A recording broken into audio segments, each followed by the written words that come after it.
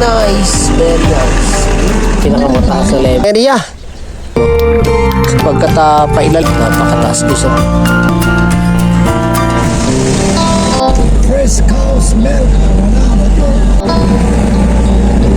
May kumatang na yun at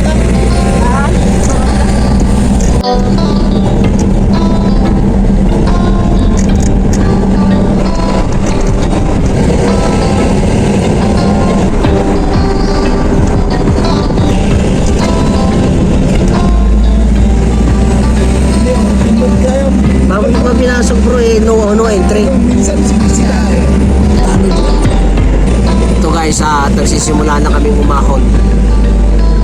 Bagamat ma-fog ang ngayon ang klima, pero sikapin pa rin natin na kunin ang kagandahan ng mga view sa area yon.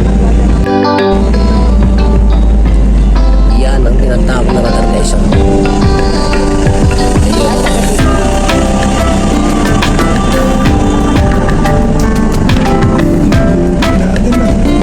Hindi nga lang kayo nakapasok sa beauty.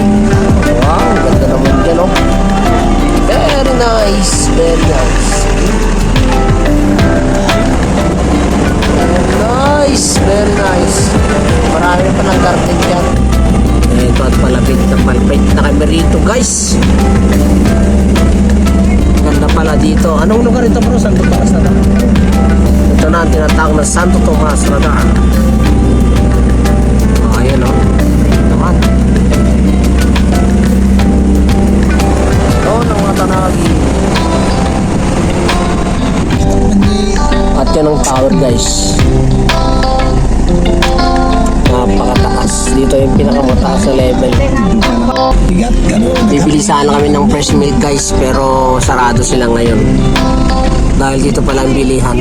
Ito guys, mismo narating namin ang area ng radar na kung saan ay nandito na yung pinakamataas na level ng bundok sa Benguet. Sapagkat napakaganda ng paligid. Tingnan nyo naman. At yan naman yung tower na yan diba? Ganda guys dito sa area to. Sulit na sulit ang aming pagpunta dito. Tignan nyo naman, napakaganda ng garden dito guys. Ay sus, sulit na sulit. Siguro may bagsakan ng tubig sa banda roon sapagkat pailalim doon sa banda roon. Diba? Tignan nyo naman. Ayun. Okay, pupunta pa natin sa banda rito. Ito na yung malapitan niya guys.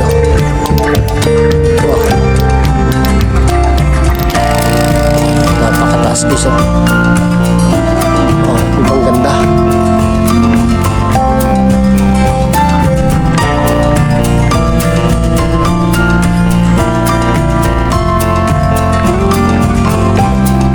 Bagamat hindi tayo makapasok mismo dito. Ayan guys, tignan nyo naman. Ganyan pala itsura niyan.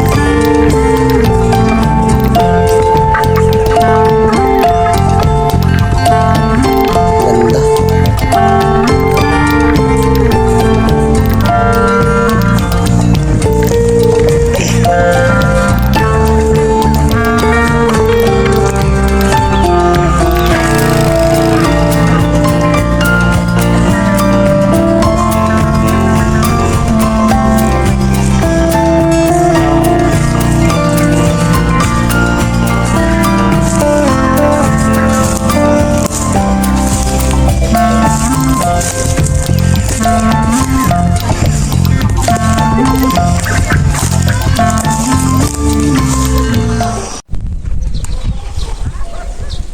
Napakaganda ng paligid talaga dito na hindi ako nagsasawa na tignan o panoorin ang kagandahan ng nature sa area to guys. Yung area na to guys, kung pupunta ka pala rito, hindi pwede na wala kang sasakyan dito sapagkat walang jeep na nakakarating dito sa radar na to. Hanggang dito lang sapagkat kung pupunta ka rito, dapat may sasakyan kayo. Kaya ito yung aming sinakyan na punta rito para mag-adventure. Ayun, meron din palang bisita. Ewan ko taga rito yung mga yun. Oo, Dahil lang din.